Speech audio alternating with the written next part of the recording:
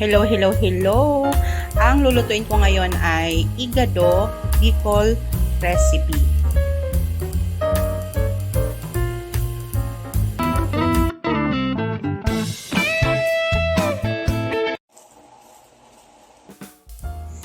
I-marinate natin ang pork liver sa vinegar and lagyan natin ng ground black pepper, onion powder, and garlic powder.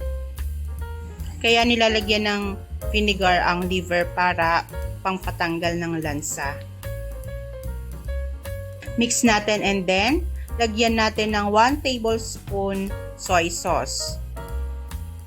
I-marinate natin to for 30 minutes. Next natin na i-marinate ang pork. Lagyan natin ng 2 tablespoon soy sauce and 1 teaspoon garlic powder and then half teaspoon ground black pepper. Maglagay din tayo ng vinegar. Pwede rin tayo maglagay ng calamansi or lemon.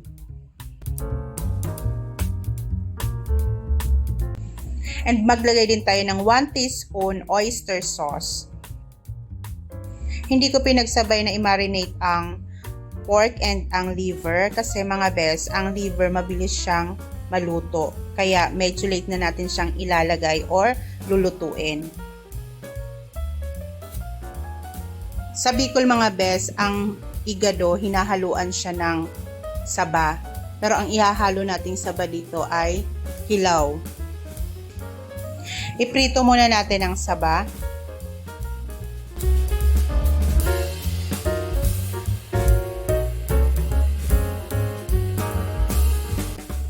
Ayan, pwede na yan. Tanggalin na natin.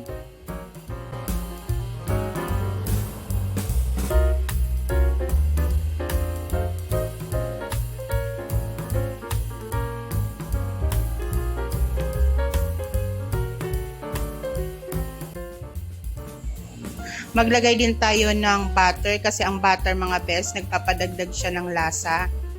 Then, lagyan natin ng kaunting oil. Cooking oil para sa paggisa ng onion and ng garlic.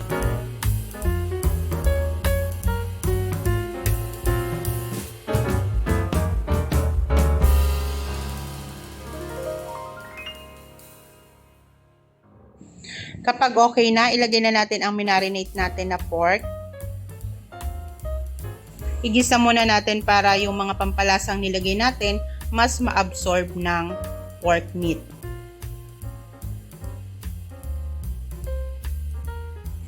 Saka kapag lumalabas pes yung pinaka-oil ng meat, mas lalong sumasarap ang karne.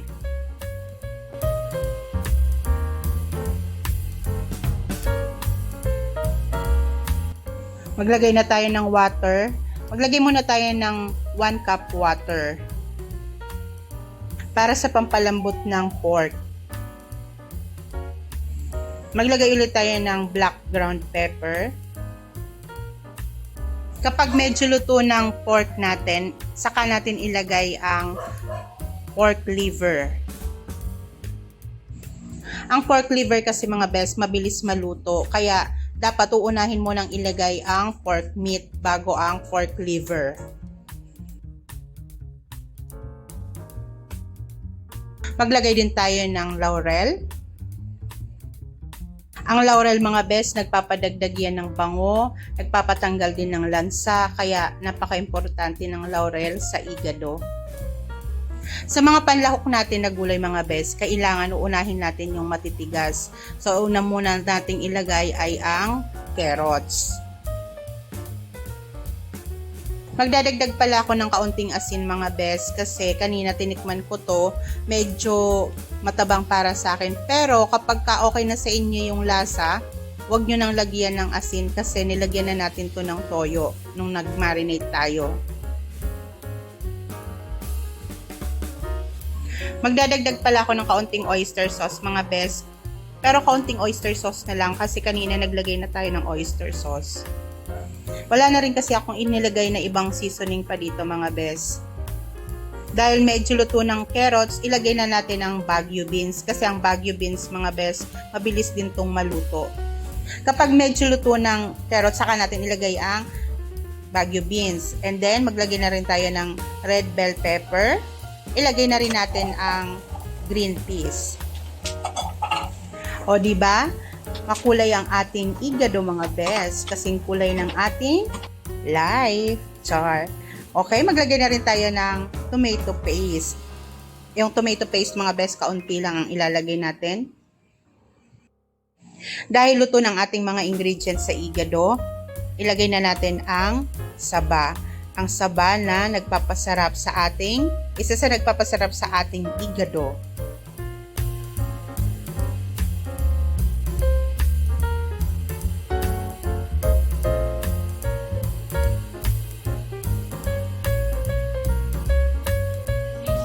Ito na ang ating igado Bicol recipe. Ayan, ready to eat na mga bes. For recipes, please like and subscribe my YouTube channel. And sa mga new subscribers ko, thank you so much sa inyong lahat. And sa lahat ng subscribers ko, thank you so much sa inyong lahat. God bless you all and I love you. Thank you, thank you.